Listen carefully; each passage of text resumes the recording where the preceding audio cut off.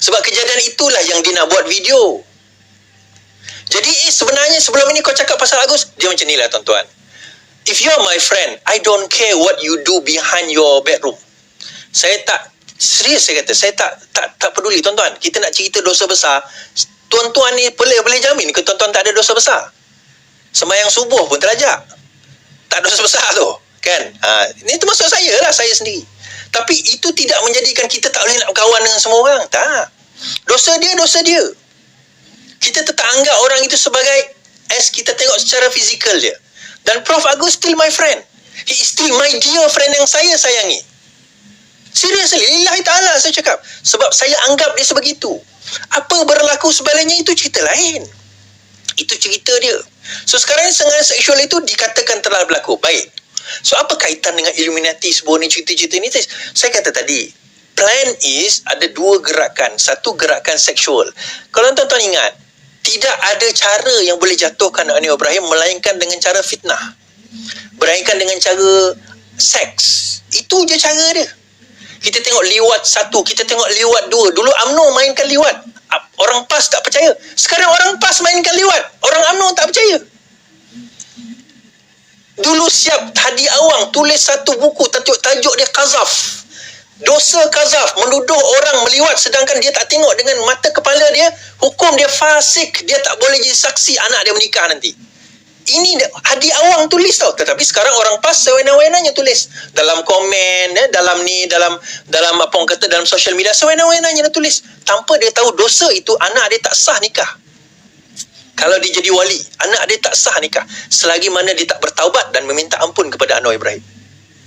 Itu besar dan beratnya dosa qazaf. So, kenapa perkara ini berlaku?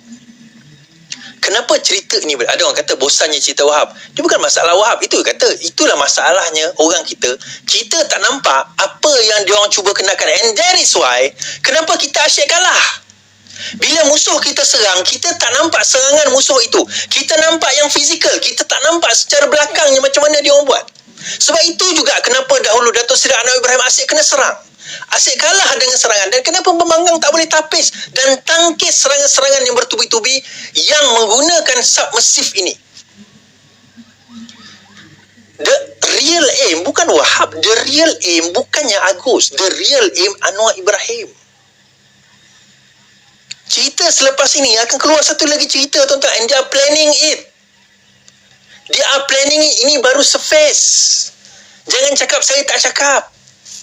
Ini baru surface-nya tuan-tuan. Akan ada keluar lagi cerita lepas ni. Bukan berkaitan dengan Wahab. Bukan berkaitan dengan Agus. Someone else. And they are cooking it up. Tengah memasak sekarang ini. Untuk memastikan kenapa Datuk Seri Anwar Ibrahim kena turun. Kerana apa? Sebab dialah satu-satunya. The only pejuang Islam. Pejuang orang Melayu. Pejuang Malaysia. Bukan setakat orang Melayu saja. Seluruh orang Malaysia yang benar memperjuangkan bumi Palestin sejak dahulu lagi. Sampai sekarang dan sampai beliau habis menjadi Perdana Menteri. Ini bahaya kepada golongan-golongan yang backing negara haram Israel. Now, you can think otherwise. Dan siapa yang dia letak kat depan ni? Seorang yang bernama Raja Petra, Raja Kamarudin, yang sekarang ini berada di UK, tak berani balik ke Malaysia, tuan-tuan. Dia berani cakap sebab dia dekat online.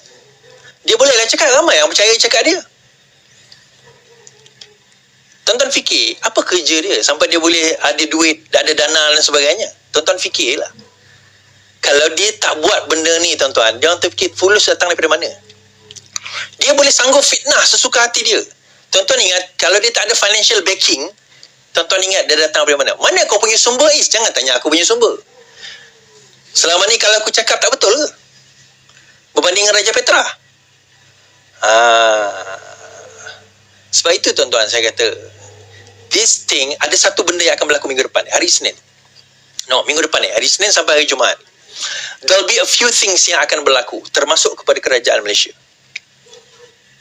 Apa dia Is yang akan berlaku termasuk kepada kerajaan Malaysia? Yang itu korang tunggu.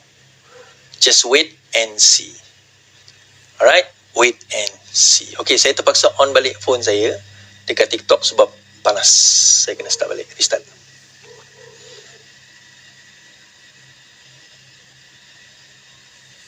Ui, serius.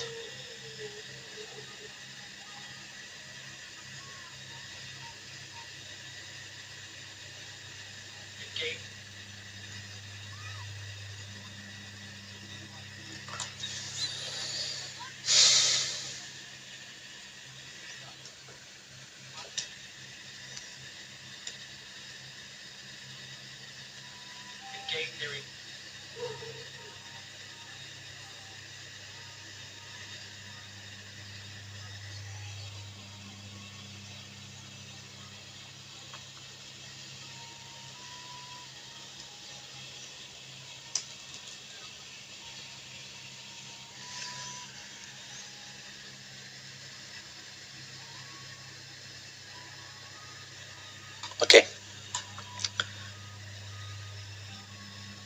Oi, apa telefon saya ni? Tiba-tiba dia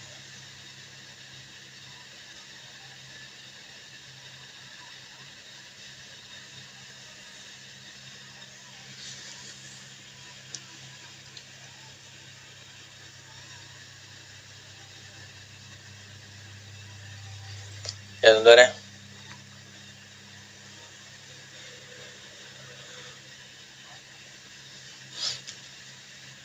Sabar.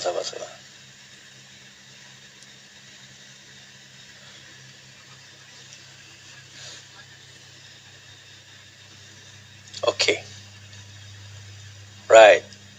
Dia balik. Dia jam tiba-tiba. Baik. Okey. Right. So, saya bawa kepada cerita PAS nak take over PN dan PAS kata, Mahathir kata kerajaan akan tumbang dalam tempoh 5 bulan. PAS tak kata macam tu. Tapi ada sumber mengatakan, mereka mengatakan 5 bulan lagi. Ini Disember, Januari, Februari, Mac, April, Mei. Pada bulan Mei ini, kerajaan akan tumbang sekali lagi. Baik. Kita baca dahulu. Fuad, MP kerajaan terbang ke PN jika kereta Rizwan terbang. Okey. Anggota Majlis Tertinggi UMNO memilih cara tersendiri untuk menanggapi dakwaan salah seorang pemimpin bersatu yang mendakwa akan ada peralihan sokongan dari kerajaan kepada pembangkang tidak lama lagi. Menurut Muhammad Fuad Zakarsi, dia berasa terkejut dengan dakwaan Rizwan Muhammad Yusof. Kononnya, seramai 10 ahli parlimen di blok kerajaan akan menyeberang menyokong PN. Langkah itu jika menjadi kenyataan, dianggap bakal menyaksikan jatuhnya kerajaan Malaysia sekali lagi.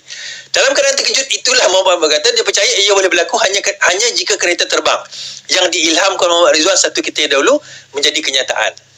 Itu dakwaan memang kejutan. Tetapi itu hanya akan berlaku jika kereta terbang yang dirancang oleh Rizwan menjadi menteri dahulu boleh terbang, katanya. Politik negara ini menyaksikan peralihan sokongan 5 ahli parlimen bersatu kepada PN, kerajaan pimpinan Datuk Seri Anwar Ibrahim. So, dalam masa yang sama, lagi pemimpin bersatu mahu UMNO menilai semula kerjasama dengan PH. Ahli Majlis Pimpinan Tertinggi Bersatu Saifuddin Abdullah mendakwa usaha PN untuk membawa Putrajaya sebagai wakil hasrat rakyat. Dia juga mendakwa ramai rakyat sentiasa bertanya bila pertukaran kerajaan akan berlaku. Ini walaupnya yang tanya, orang rakyat tak bertanya. Soal keputrajayaan itu memang menjadi hasrat oleh rakyat. Dulu ketika berlaku pertukaran kerajaan, ia berlaku secara senyap-senyap. Tapi hari ini kita pergi ke mana-mana, rakyat bertanya, bila lagi? Pada saya, keputusan PRK Kemaman adalah salah satu suntikan yang penting dalam proses menuju ke Putrajaya. Dia tuan-tuan, dia ada satu masalah dengan... Masalah dia apa? Bagi saya panggil political delusion. Delusi seorang ahli-ahli politik. Baik. Nah, kita cerita pasal Ridwan tadi kan. Dia mengatakan 10 ahli kerajaan akan pergi sokong PN, maka kerajaan akan tumbang. Ini matematik dia tahu ke tidak? Sekarang ini ada 152 yang menyokong Datuk Seri Anwar Ibrahim. Ada 152 yang menyokong Datuk Seri Anwar Ibrahim.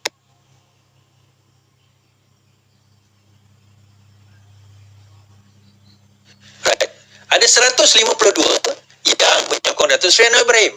Okay. Kita tolak 10, tuan-tuan. Ada 142. Tolak 10 ada... Kat mana yang tumbang? Nak tumbang kena 111.